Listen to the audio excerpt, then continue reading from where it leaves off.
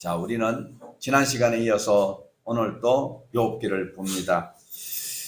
욥기는 세 차례의 변론과 논쟁이 있습니다. 오늘 우리가 보는 것은 이제 16장은 두 차례 제2차 변론 중에서 먼저 엘리바스가 논쟁하였던 그 주장에 대한 욥의 답변이 오늘 16장, 17장으로 연결되고 있습니다. 욥의 대답입니다. 자, 16장에 기록된 욥의 대답은 엘리바스 한 사람이 주장한 것에 대한 반론이 아닙니다.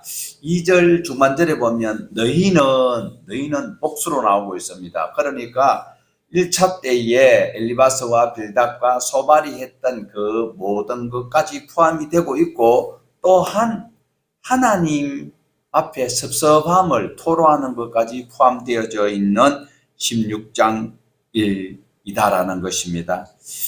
자, 하나님에 대한 탄원은 자기가 하나님 앞에 도움을 받기를 원하는데 그것이 못내 이루어지지 아니하였을 때에 섭섭함이 내포되어져 있는 우리의 기도와 비슷한 것을 경험할 수 있는 문구들이 나오고 있습니다. 자, 욥기에서 욥과 그의 친구들이 변론을 부리고 있는 그곳에서 몇 가지를 우리가 생각해 볼 수가 있는데요. 이 시가서는 상당히 어렵다라는 것입니다. 산문체로 내러티브 식으로 되어 있는 것처럼 우리가 해석하기는 많은 고민을 해봐야 된다라는 겁니다. 첫 번째로 고대 사람들은 현대인들이 읽어보기 어려운 시적 내용이 포함되어져 있다라는 거예요. 아주 고상한 대화가 있다라는 것이고, 두 번째로는 죄를 입증하지 않는 상황에서 고난 중에 있는 사람을 정죄하면서 그와 장황하게 논쟁을 하고 있는 그런 모습을 두 번째로 볼 수가 있고, 세 번째로는 등장인물들이 나름대로 하나님을 잘 알고 있고 자기는 신앙생활에 큰 결함이 없는 것처럼 착각하고 있다라는 것을 이 욥기에 등장하는 인물들과 욥과 토론하는 사이, 쟁론하는 사이에 있는 모습이기도 합니다. 그래서 우리는 이 시가서를 통하여서 중의적 의미를 잘 살필 수 있는 그런 묵상이 필요합니다. 한 절 읽고 하나님의 뜻이 무엇인가 그렇게 QT를 하기보다는 하나님의 말씀 전체적인 것을 우리가 잘 고려하여서 분배하여 하나님의 은혜를 경험하는 자가 믿음이 좋은 자라 할 수 있습니다. 자, 두 번째 논쟁에서 욥이 자신의 친구들의 말이 옳지 못하다라고 항변하는 그런 말씀과 더불어서 하나님께 자기 자신의 견해까지도 드러내 보인다라고 말씀을 드렸는데 과연 그런가? 우리 1절 2절을 같이 한번 보실까요? 세 번역으로 보시겠습니다. 욥이 대답하였다. 그런 말은 전부터 많이 들었다. 나를 위로한다고 하지만 오히려 너희는 하나같이 나를 괴롭힐 뿐이다. 욥이 엘리바스를 포함한 지금 엘리후는 이제 나중에 등장하지만 지금 엘리바스와 그리고 어떻게 해요? 빌닷과 소발이 자기에게 위로한다고 하고 있는데 그 위로를 한답시고 자기를 힘들게 하고 있다. 우리 신앙생활 하다 보면 그런 게 참 많아요. 남은 사업상으로 또 건강으로 또 자녀 문제로 고민하고 있는 그런 분들한테 자기는 신앙적 권면을 한다고 하는데 그 사람들에게 전혀 도움이 안 되는 말을 저도 많이 했습니다. 그리고 많이 또한 들어보았을 것입니다. 예수 믿는 사람들이 특허를 낸 것이 있잖아요. 기도하라, 기도하자. 욥이 위로자들이 자기한테 하던 권면의 말이 백해무익하다라는 거예요. 아픈 상처에다가 식초를 부으면 여러분 식초 한번 부어봤어요? 알코올만 발라도 얼마나 따가워요. 배인 자리에. 우리가 보통 보면요, 경제적으로, 물질적으로 어려움을 주기도 하는 분들도 있지만 제일 돈 안 들고 상대방 힘들게 하는 것이 셋이혀요. 말을 잘 해야 되는데 제일 돈 안 들고 쉬운 것이 또 말이에요. 그런데 욥이 지금 너희들은 어떻게 해요? 나를 위로한다고 하지만 오히려 하나같이 나를 괴롭힐 뿐이다. 제일 예수 믿는 사람들이 잘 할 수 있어야 되는 것은 행동으로 남에게 감동 감아줄 수 있는 삶을 살아가면 얼마나 좋을까요? 참 어렵습니다. 예, 그렇지만 그것이 욥에게 바라고 있고 우리 모두도 그런 도움을 줄 수 있는 자가 되면 좋은데 지금 욥은 그 위문자들에게 말로 자기를 괴롭히는 자들이라고 말씀을 우리에게 소개를 하고 있습니다. 우리 3절에서 6절을 다시 한번 더 보십시다. 너희는 헛된 소리를 끝도 없이 계속할 테냐? 무엇에 홀려서 그렇게 말끝마다 나를 괴롭히느냐? 너희가 내 처지가 되면 나도 너희처럼 말할 수 있을 것이다. 나도 너희에게 마구 말을 퍼부으며 가엾다는 듯이 머리를 내저을 것이다. 내가 입을 열어 여러 가지 말로 너희를 격려하며 입에 발린 말로 너희를 위로하였을 것이다. 내가 아무 말을 해도 이 고통이 줄어들지 않았습니다.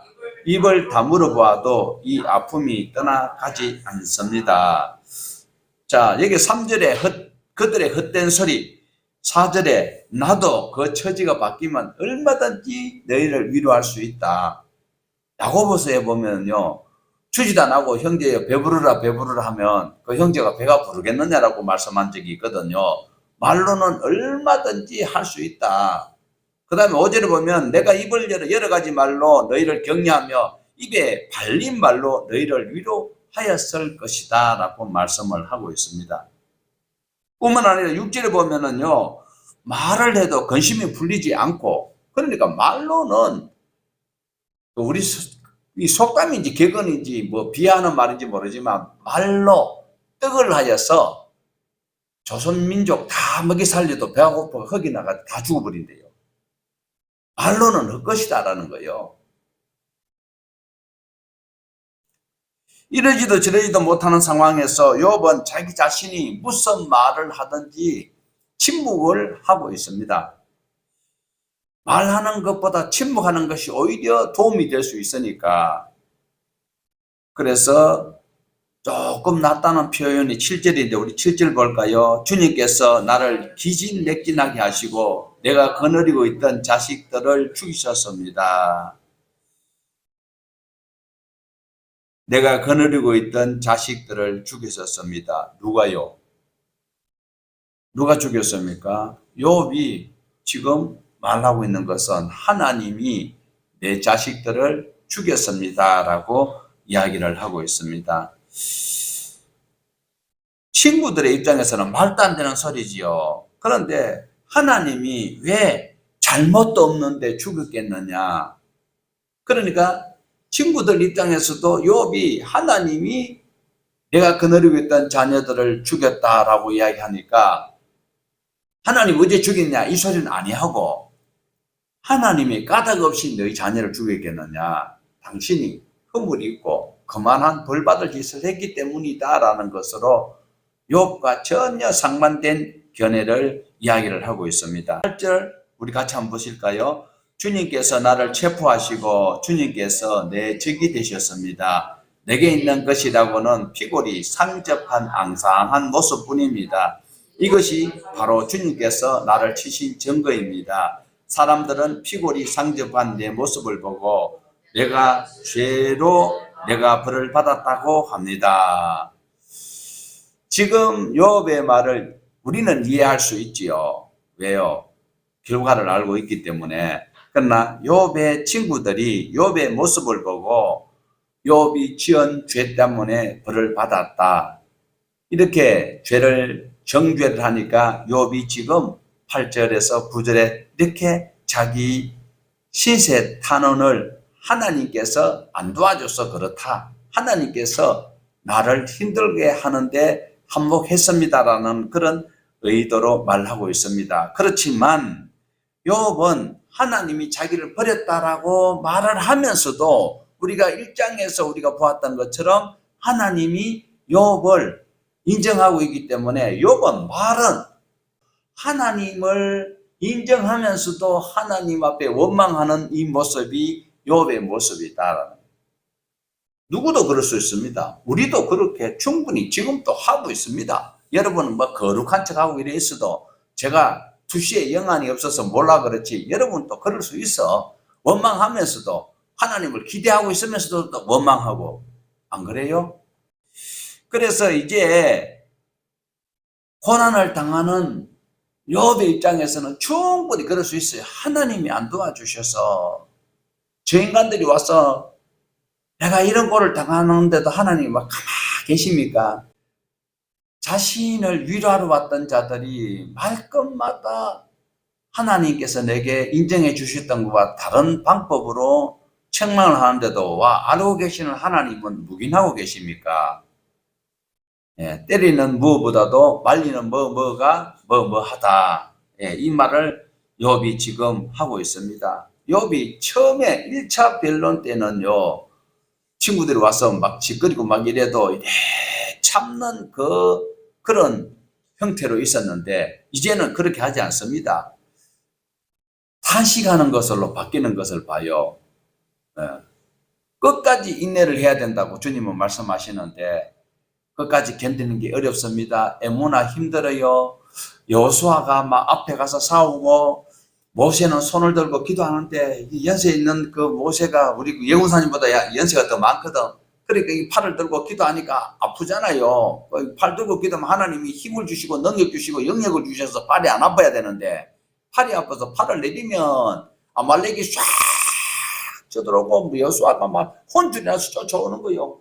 그래 다시 또 손 들고 기도하면 여호수아가 쫙 물리치고 그래서 옆에 있던 아론과 훌이 손을 들고 이제 그걸 하는데 그때 나오는 말이 여호와 니시로만 알고 있지만 에무나가 그게 나와요. 견뎌야 돼요. 견뎌야 돼. 우리 견뎌야 돼요.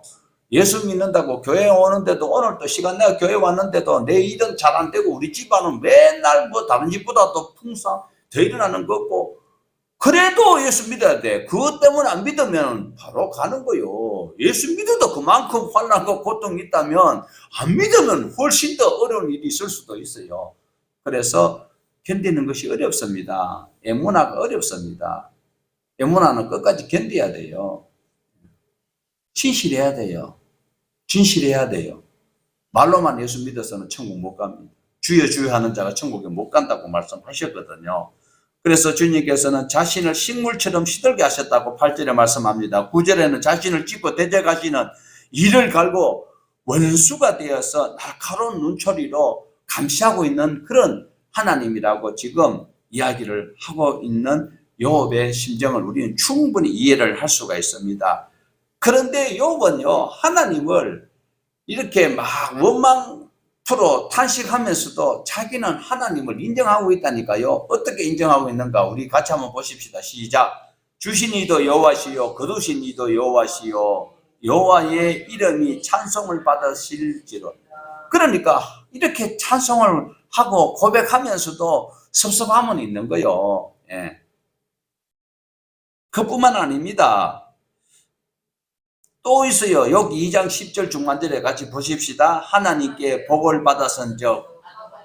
그러니까 자기가 어려움이 있는 것도 하나님께서 지난번에 내가 복을 많이 주셔서 뭐 낙타고 약대고 양이고 소고 막 다 이게 받을 때도 있었지만 당연히 아버지 것이니까 아버지 가져가실 이 정도의 신앙이 있다니까요.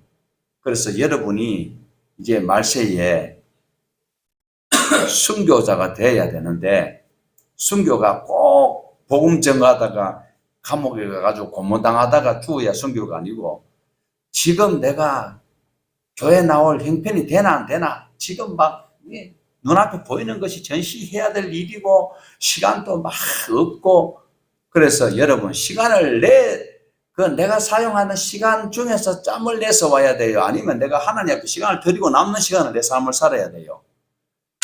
하나님 앞에 먼저 드리고 내 삶을 사는 그것이 순교자예요. 순교자. 전부 다 목 잘리는 거 그것만 순교라고 하지 말고 내가 예수님을 내 신앙의 제일 첫째로 고백하고 믿는 그것이 순교예요. 이만 사례가 순교라 하면 막 제가 신학교 가니까 그러더라고요. 막 전도사들이 막 그 양지 그거 하면 산 뒷산에 그 올라가가지고 막 밤새도록 기도하는 사람이 있다니까. 뭐요? 무슨 기도할 거예요? 오대양 육대주를 자기에게 주시고 우주를 품고 기도하고 나자빠르졌는데, 그걸 하기 전에 착실히 공부해가지고 전도사 고시는 잘 보고 강도사 고시 잘 보고 목사나 돼야 되지. 강도사 떨어져 보면 다른 사람들은 지보다 목사가 1년 더 빨리 선배가 돼버려. 그러니까 자기 할 일이 착실히 하는 것이 순교예요. 그런데 욥이 지금 이렇게 신앙 고백을 하면서도 주신 이도 여호와시요 뭐 취하신 이도 여호와시다가 좋았는데 김병의 효자가 없는 거예요. 고난이 오래 가면은요 정말 주님을 끝까지 붙들고 견디기가 어려워요. 그런 시절이 안 오는 시대에 우리가 신앙하고 있으면서도 여러 가지 원망과 불평이 있다면 지옥 가도 할 말 없어요. 환난과 시련과 역경 속에서도 욥은 하나님을 인정했던 그런 분인데도 불구하고 이제 친구들이 자기를 비난할 때에는 견디기가 어렵다라는 것을 말하고 있습니다. 하나님에 대한 불신까지도 이제 생긴다니까요. 옆에서 자꾸 부정적인 이야기로 자기를 공격해 오니까 주신 이도 여호와시요 취할 이도 여호와시요 그 다음에 뭐 또 뭡니까 복을 받았으니까 화도 안 받겠느냐 이렇게 고백하던 그 고백이 사랑하던 그 입술에서 이제 원망의 말투가 나오기 시작한다라는 것을 우리에게 보여주고 있습니다. 하나님께서 식물을 시들게 하셨고 자신을 찢으셨고 적대자 원수가 되는 것처럼 이렇게 느끼면서 고백하고 있는 고난당하는 욥을 우리가 볼 수가 있습니다. 그래서 욥 주변에는 많은 사람들이 욥에게 일어났던 그 일의 원인을 알 방법이 없습니다.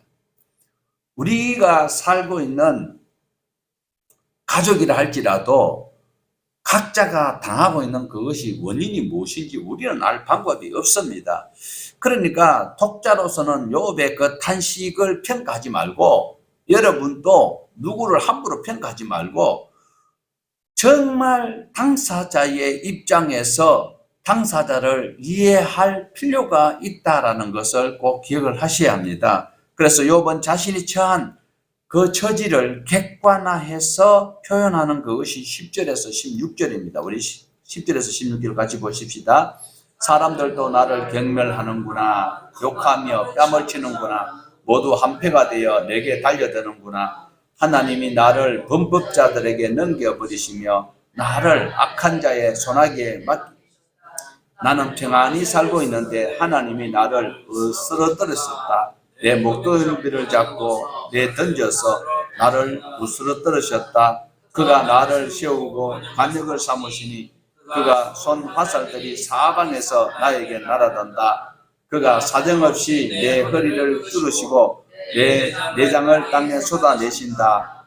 그가 나를 가기가기 찢고 또 찢으시려고 용사처럼 내게 달려드신다. 내가 맨살에 베옷을 거치고 통곡한다.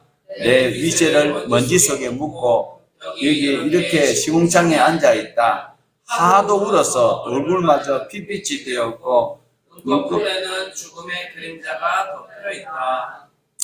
하나님의 섭리 가운데서 자신을 모욕하려고 자기 뺨을 때리고 달려드는 행악자들에게 하나님께서 넘겨버리시고 전혀 안 도와주시는 것 같다. 우리 예수님도 하나님 앞에 십자가에 달리기 전에 목요일날 밤에도 그렇게 기도하셨지만 나중에는 십자가에 달려서는 뭐라 했습니까? 엘리 엘리 라마 사막다니 하나님이여 하나님이여 어찌하여 나를 버리셨나이까. 욥은 자기가 당하는 것, 자기가 잘못해서 당하는 것이 아니잖아요. 그런데 우리가 얼른 생각하면 예수님도 욥처럼 전혀 잘못한 것도 없고 십자가에 달릴 일이 없는데 예수님은 하나님의 일을 이루시려고 하늘에서 내려오셔서 조건 없이 나를 살리시려고 이렇게 당하셨지만 욥은 다른 사람을 살릴 수 있는 그런 것 때문에 고난 당하는 것은 아니에요. 그런데 까닭없이 고난을 당하고 있는 그런 모습은 예수님의 고난을 당하시는 그 모습 속에 약간 비슷한 모습을 우리가 볼 수가 있습니다. 그런데 여러분이 당하는 고난이 있다면 타인의 생명을 살리기 위해서 고난을 당하는 것이 아니잖아요. 예수님이 고난 당하신 것은 나를 살리려고 고난을 당하셨고 십자가에서 죽어서 내 대신에, 욥이 당하는 것은 누구를 살리고자 한 것이 아니에요. 맞습니까? 그런데 우리를 살리려고 하는 말씀이에요. 욥을 샘플로 들어서 예수 그리스도처럼 남을 구속하기 위해서 고난을 당하는 것은 아니지만 까닭없이 고난 당하는 것 같은 속에서 하나님을 배반하지 아니하고, 그런데 욥이 죄송하지만 여자분들보다는 신앙이 나아요. 욥의 집안에 그 여자분 계시잖아, 그지요? 하나님을 뭐하고 어쩌고 어떻게 하라고? 아주 나쁜 아줌이에요. 그런데 욥은 그렇지 아니하고 있다라는 거예요. 자, 그래서 욥은 스스로 자초하여서 고난받는 것은 아니고, 여러분은 생각을 잘못해서 욕심에 이끌려서 고난을 자초할 때가 간혹 있다는 것 솔직히 인정할 수 있기를 원합니다. 그러나 욥은 자기 실수 때문에 고난을 당하는 것은 아닙니다. 그래도 고난 중에라도 우리는 할 수 있으면 입술에 자물통을 채우고 주야 주님 앞에 맡깁니다, 이런 신앙 고백이 나오면 좋겠습니다. 자, 우리 17절 한번 볼까요? 17절. 그러나 나는 폭행을 저지르는 일이 없으며 내 기도는 언제나 진실하였다. 이런 고난을 받지 않아야 됩니다. 받더라도 욥처럼 어떻게 해요? 내 기도는 언제나 진실해야 된다. 여기서 진실은 무엇일까요? 내 허물이 없습니다라고 하는, 내 허물이 있습니다라고 하는 것이 아니라 하나님을 바로 인정하는 것을 말씀하고 있어요. 하나님을 인정하고, 내가 기도를 하는데 기도 들으실 대상이 누군지를 확실히 알고 우리가 신앙 고백을 하고 기도도 해야 합니다. 자, 그래서 비록 욥이 하나님을 향해서 탄식의 말을 한다 할지라도 여전히 하나님을 신뢰하고 있어요. 어쩌면 어리광부리다라고 볼 수도 있지요.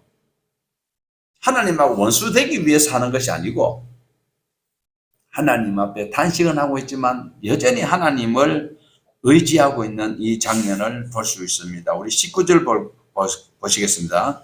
하늘에 내 증인이 계시고 높은 곳에 내 변호인이 계신다. 내 중재자는 내 친구다. 나는 하나님께 눈물로 호소한다. 자, 아무리 이해할 수 없는 어려운 상황이 있다 할지라도 사실과 다르게 누가 모함을 할 때에 믿는 구석이 있으면 견딜 수 있습니다. 자, 지금 욥은 하늘에 누가 계신다고 생각하고 있습니까? 이분이 예수님을 모를 건데, 여기서 보면 예수님이 우리 보고 친구라고 했잖아요. 그러니까 이 욥이 예수님을 자연 계시를 통해서 아는 것 같아요. 이렇게 하늘의 증인이 계시고, 누가요? 누구의 증인이? 자기의 증인이 하늘에. 그러니까 하나님을 믿는 거예요. 그리고 자기의 허물과 부족을 누가, 너희들이 나를 모함을 한다 할지라도 나를 중재, 이 소리가 바뀌어서 이제 중보지요. 중보는 책임지시는 겁니다. 예수님이 내 대신 책임지는 거예요. 우리 중보기도 한다라고 극동방송에서 계속 나오고 있는데, 중보라는 단어는 책임지는 거예요. 내가 보증 설게. 저 사람 못하면 내가 책임질게. 그래서 우리의 생명의 중보는 예수님밖에 없어요. 그래서 중보기도라는 단어를 우리가 쓰지 말자라는 거예요. 될 수 있으면. 옛날에는 아버지 이름도 함부로 안 불렀잖아요.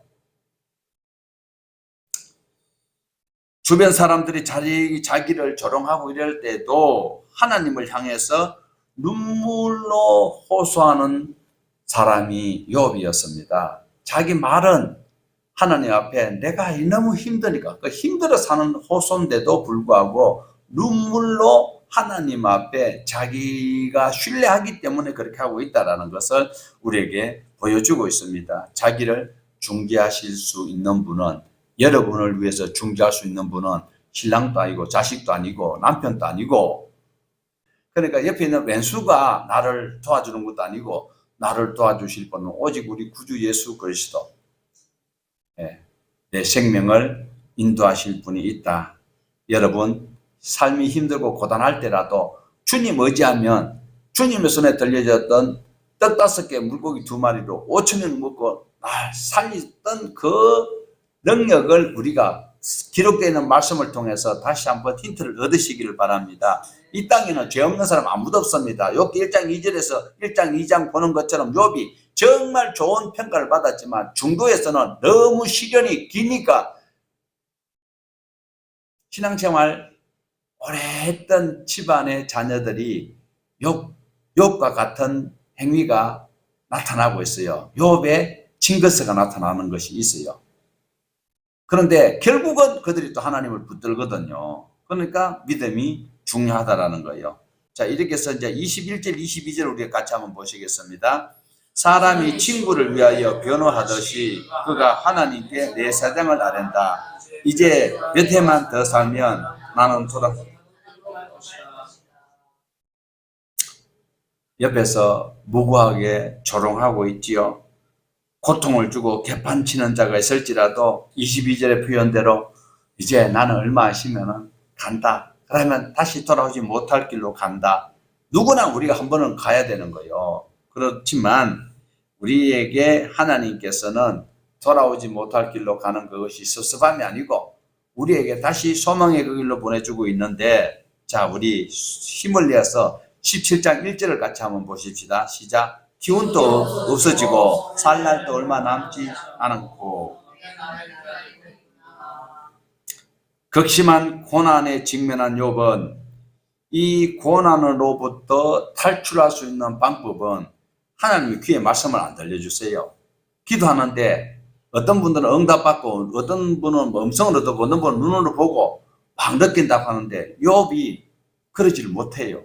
그래서 자기가 이 고통에서 엘리바스, 빌다, 소발 좀 있으면 엘리후까지 와가지고 난리 지기니까 여기에서 벗어날 수 있는 방법은 무엇이다? 한강에서 뛰내리는 거예요. 욥이 생각하는 것은 이제 죽음밖에 없다라고 생각하고 있다니까요. 태어나는 건 어쩔 수 없고 여기서 벗어날 수 있는 유일한 방법은 자기의 소망은 주는 것밖에 없다라고 생각하고 있는 거예요. 왜요? 긴 세월입니다. 고통스럽습니다. 눈만 감으면 아버지 앞에서 재롱 피우던 딸내미 생각도 나고 아들 생각도 나는데 세상에 옆에 와가지고 자꾸 그 죽은 것이 네 죄 때문에 그렇다 이라고 견딜 수가 없어요. 또 밥 해주던 그것도 한 입을 덮던 거 아지면은 막 하나님 욕하고 뒤집어라 하고 그냥 가버렸지. 세상에 내가 이래가 어떻게 살겠노? 신방 왔다 하는 게 목사부터 막 와가지고 하는 소리가 맨날 기도하고 회개하라 그러지. 에라이, 여기서 벗어나는 거는 죽는 것밖에 없다. 오해하지 마세요. 욥이 여기서 자살하겠다는 소리가 아닙니다. 자신에게 닥친 견디기 힘든 그 고난이 빨리 끝났으면 하는 탄원이지요. 기도입니다. 자, 2절과 3절을 우리 같이 한번 더 보십시다. 조롱하는 무리들이 나를 둘러싸고 있으니 그들이 얼마나 심하게 나를 조롱하는지를 내가 똑똑히 볼 수 있다. 주님께서 내게 내 보증이 되어 주십시오. 내 보증이 되실 분은 주님밖에 아무도 없습니다. 세상 사람들, 친구마저도 자기를 전혀 이해하려고 하지 않는 거예요. 그런데 하나님은 나를 아시지 않습니까? 그러니까 하나님이 어떻게 해요? 자기에게 인후 보증을 좀 써달라는 거예요. 저 친구들한테 아니야, 욥이 그런 거 아니야. 그 소리 한 번만 해주세요. 근데 하나님이 말씀 안 하고 계신다니까. 지금 하나님이 말씀을 안 하시고 계시니까 욥이 죽을 지경인 거예요. 친구들마저 자기를 믿어주지 아니하고 하나님 또 가만히 계시니까 욥이 너무 하나님에게 섭섭한 거예요. 그래서 소위 친구들이라는 자들에게 섭섭함을 드러내는 장면입니다. 자, 5절 보십시다. 보상을 얻으려고 친구를 비난한 자는 그의 자손들의 눈이 멀게 되리라. 이 구절의 원래 뜻은요, 돈에 눈이 멀어 친구를 버리면 그 자식이 눈이 먼다라는 그런 의미예요. 돈이 좋아가지고 돈에 눈이 멀어서 친구를 버리면 친구를 버리는 그 사람의 자식이 눈이 멀게 된다. 굉장히 무서운 그런 격언입니다. 그래서 사람들이 보정을 잘 안 써주려고 하고 있어요. 그런데 보정 쓰면 자문에도 보면 보정을 잘못 쓰면 어떻게 해요? 침상까지 다 빼앗긴대요. 빨간 딱지 다 붙는다는 거예요. 그래서 보정을 써주지 말라라고 교회에서 설교를 많이 합니다. 보정을 써주려면 자기가 침상까지 다 빼앗길 각오를 하고 써주라라고 이야기를 하고 있어요. 요한복음에 친구를 위해서 목숨을 버리는 것만큼 귀중한 사랑은 없다라고 했어요. 그런데 욥의 친구들은 자기를 해하려고 하고 있지 자기에게 위로해주는 보정 서줄 수 있는 그런 사람이 못 되고 있다. 그래서 하나님이 내 보정을 좀 서주세요라고 이야기를 하고 있습니다. 그만큼 욥은 나는 결백하다라고 지금 이야기를 하는데, 자 6절에서 우리 9절까지 보십시다. 사람이 이 격언을 가지고 나를 공격하는구나. 사람들이 와서 내 얼굴에 침을 뱉는구나. 검신 때문에 내 눈이 멀고 팔과 다리도 그림자처럼 야위었다.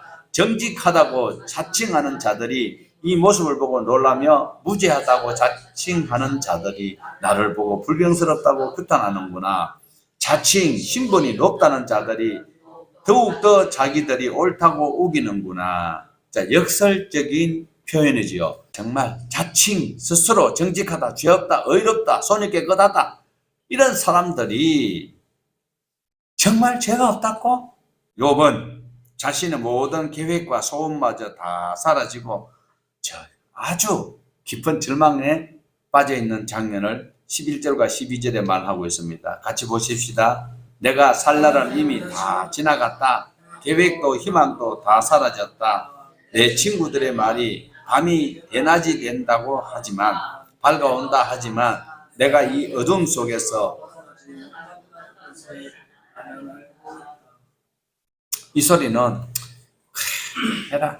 이게 진짜 순교의 각오를 가지고 있는 거예요. 벗어날 가망이 없다라는 것을 자기가 알고 있어요. 하나님은 기도해도 찬송해도 전혀 응답이 없고 옆에 와가지고는 너가 딱 하는 것은 죄의 결과다. 나는 이제는 더 이상 듣기 싫어서 나는 속히 하나님께서 나를 처분해 주지 않으면 벗어날 길이 없다라는 것을 고백을 하고 있습니다. 자, 13절 한번 보십시다. 그가 바라는 소망이 무엇인지 시작. 내 유일한 희망은 죽은 자들이 세계로 가는 것이다. 거기 어둠 속에 잠자리를 펴고 누울 서울역 가는 것도 아니고 완전히 죽겠다라고 이야기를 하고 있습니다. 욥의 마지막 희망은 서울로 내려가는 것이다. 특이한 것은 죽음을 가장한 묘사일 뿐이다라는 사실입니다. 정말 자살로 요구한다고 생각하면 안 됩니다. 우리 14절에서 15절 보십시다. 나는 무덤을 내 아버지라 부르겠다. 내 죽음을 파먹는 구더기를 내 어머니, 내 누이들이라고 부르겠다. 내가 희망을 둘 곳이 달리 더 있는가? 내가 희망을 둘 곳이 달리 어디 있는지 아는 사람이 있는가? 내가 죽은 자들이 있는 곳으로 내려갈 때 희망이 나와 함께 내려가지 못할 것이다. 무덤을 아버지라 부르고 시체같이 갉아먹는 구더기를 자기 자매라고 부르고 있는 이 욥의 시적 표현은 정말 고통스럽다라는 것을 말씀합니다. 아버지로 표현되는 무덤 구덩이는 자식이 된다라는 것은 욥의 시체를 뜯어먹는 그 구더기, 자기 어머니와 자매로 결국 죽어서 흙으로 돌아간다라는 것을 의미하고 있습니다. 자, 욥의 욥기를 통해서 욥의 입장을 우리가 살펴보면 욥의 친구들의 말이 어리석고 무지하다라고 우리는 알고 있습니다. 그러나 많은 사람들이 욥의 허물을 들추어내려고 이야기를 하고 있지만 실제로는 서론과 결론을 빼고 친구들의 대화만 들으면 욥은 믿음이 없는 사람이 틀림이 없다라는 것입니다. 욥의 말을 수용하기가 어렵다라는 것 또한 사실입니다. 욥이 어떤 삶을 살고 왔는지, 그리고 비난하는 그 사람들이 어떤 삶을 살고 있는지, 그러니까 욥에게 찾아왔던 엘리바스, 빌닷, 소발이 어떤 삶을 살았는지는 우리는 안 보고 욥이 하는 것을 가지고 우리가 함부로 말하면 동일한 죄를 짓게 된다는 사실을 꼭 기억을 하셔야 합니다. 여기서 욥기가 끝나는 것은 아닙니다. 그래서 우리 욥기 끝에 하나님께서 욥을 어떻게 말씀하시는지를 우리 가물해서 한번 보십시다. 42장 7절입니다. 하나님께서 어떤 말씀을 하고 계시는지, 주님께서는 욥에게 말씀을 마치신 다음에 대만 사람 엘리바스에게 이렇게 말씀하셨다. 내가 너와 내 두 친구에게 분노한 것은 너희가 나를 두고 말을 할 때에 내 종 욥처럼 옳게 말하지 못하기 때문이다. 결론은 욥이 하나님을 원망하는 것 같지만 욥은 하나님이 보정하고 있는 거예요. 인정하는 거예요. 너희는 욥처럼 그것이면 나를 죽이려고 하는 거지. 칼 들고 올라올 사람들이지만 욥은 봐봐. 저렇게 그래도 하나님이 인정하는 거예요. 얼마나 고통스러우면 저것이 나한테 이렇게 이야기하고, 그러면서 하나님, 여기서 누구를 우리가 사도행전에서 나타나는 현상을 보셨냐면 스데반이 돌에 맞아 막 죽을 때 예수님이 막 안절부절하는 거예요. 막 써가지고 진짜 예수님 울었어요. 저렇게 복음을 전가하는데 저렇게 나쁜 놈들이 돌로 때려치는 놈, 저기 빌소 이놈들아, 그러면 안 된다. 이 소리를 우리는 여기서 볼 수 있어야 돼요. 욥은 끝까지 견뎠던 사람입니다. 욥이 100% 잘하는 건 아니에요. 욥이 처음부터 막 스데반처럼 돌에 맞으면서도 막 엘리바스나 그 다음에 빌닷이나 소발이 자기를 공격할 때 주여 내가 참 허물이 많은데 내가 못 깨달아서 저들이 저렇게 오해할 수 있어서 죄송합니다 하고 계속 이래 했더라면 욥기가 없어졌을 거예요. 근데 욥이 사람이잖아. 그래서 이런 것까지도 우리에게 보여주고 있으니까 욥은 하나님께 인정받고 거룩한 척하는 엘리바스나 빌닷이나 소발, 나중에 엘리후까지도 책망을 듣게 된다. 오늘 우리는 눈 지그시 감고 욥이 이렇게 했을 때 이런 섭섭한 부분이 있었던 것은 우리는 안 하면 되잖아요. 그렇죠? 우리에게 욥기를 통해서 하나님 앞에 우리는 더 한층 더 인정받는 삶을 살 수 있는 결단하는 이 시간 되기를 주님의 이름으로 축복합니다.